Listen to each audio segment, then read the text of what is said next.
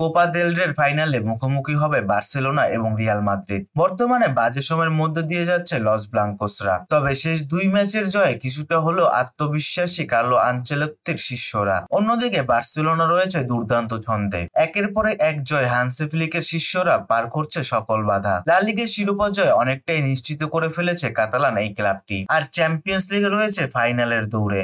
আর Copa del রের ফাইনালে Real মাদ্রিদের বিপক্ষে মাঠে নামবে বার্সেলোনা।